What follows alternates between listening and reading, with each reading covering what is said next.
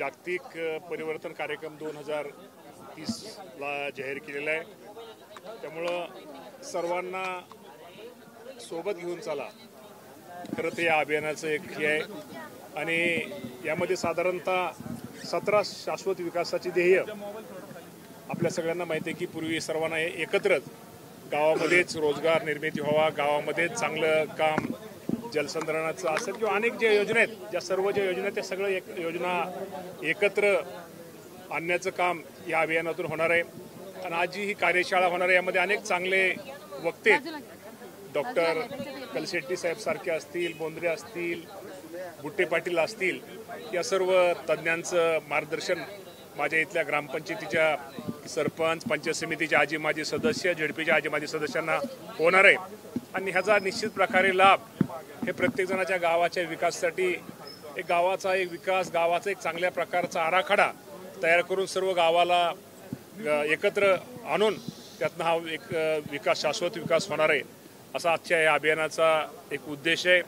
आणि या निमित्तानं मला एक आपल्या सगळ्यांना सांगायला हरकत नाही की या राज्याचा कृषी मंत्री म्हणून आपल्या सर्वांना माहीत आहे की नमो शेतकरी महासन्मान निधी योजनेअंतर्गत लाभार्थ्यांना 7वा हप्ता हा कालच त्याचा GR निघालेला आहे। साधारणतः या राज्यामधल्या 92,36,000 शेतकऱ्यांना याचा उद्या त्यांना तो साधारणतः मंगळवारी किंवा बुधवारी, मंगळवारी शक्यतो तो कार्यक्रम या राज्याचे मुख्यमंत्री देवेंद्र फडणवीस साहेब असतील, एकनाथजी शिंदे साहेब असतील, अजितदादा पवार साहेब असतील, यांच्या उपस्थितीमध्ये हा कार्यक्रम आपण ऑनलाईन त्यांच्या अकाउंटमध्ये ते पैसे जमा हे निश्चित प्रकारे करतोय। साधारणतः 1,932 कोटी आणि 32,72,00,000 रुपयेचा निधी वितरण मंगळवारी किंवा बुधवारी होणार। त्याचा निश्चित प्रकारे माझ्या शेतकऱ्यांना हा एक थोड्या का प्रमाणामध्ये लाभ हा निश्चित प्रकारे होणार आहे।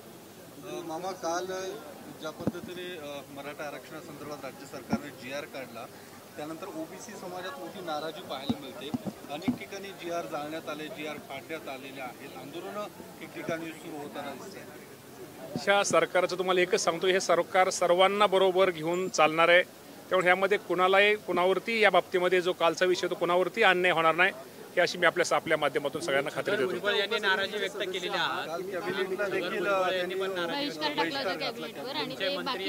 आमच्या ते प्री कॅबिनेटला तर स्वतः मी त्या मिटिंगला हजर होतो, त्या प्री कॅबिनेटच्या मिटिंगला भुजबळ साहेब स्वतः हजर होते।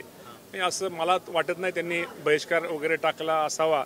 निश्चित प्रकारे इतर त्यांना कुठलं एखादं काम वगैरे अचानक कुठलं तर निघालं असावं, कारण का त्याच्या अगोदरच 15 मिनिटं ते आमच्याबरोबर सगळ्यांबरोबर होते। जाहीर बोलून दाखवले त्यांनी नाराजी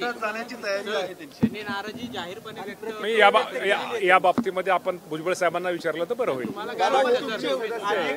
तुम्ही उपसमितीचे सदस्य आहे, तुमची भूमिका काय असणार आहे? जी ओबीसीची मंत्री उपसमिती GR आलाय, तुमचं नाव आहे त्याच्यामध्ये, तुम्ही ओबीसीचे मंत्री म्हणून नेमकी काय भूमिका? शेवटी अजून त्याची काय कार्यप्रणाली कुठं अजून निश्चित झालेली नाही, त्यामुळे निश्चित प्रकारे आता त्यावेळेस बैठका ज्यावेळेस होतील त्यावेळेस तो योग्य तो निर्णय सगळ्याच होईल। आणि सर्व आपल्याला नुसतं ओबीसी किंवा नुसतं मराठा समाज, आपल्याला सर्वांना बरोबर घेऊन हे राज्य न्यायचं, त्यामुळं सर्वांनाच बरोबर घेऊन आणि सर्वांचाच विकास आणि सर्वांनाच न्याय देण्याची भूमिका ही राज्य सरकारची राहणार आहे।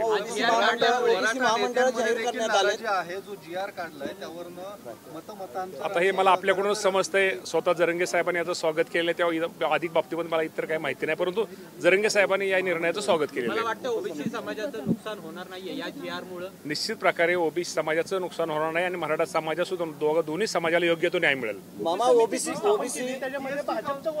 वर्चस्व जास्त वाटतं असं वर्चस्व वगैरे कुठल्या पक्षाचं नसतं, सर्वांचंच लक्ष असतं। कुठलाही पक्ष शेवटी आम्हाला हे सरकार आहे, त्या सरकारमध्ये सर्व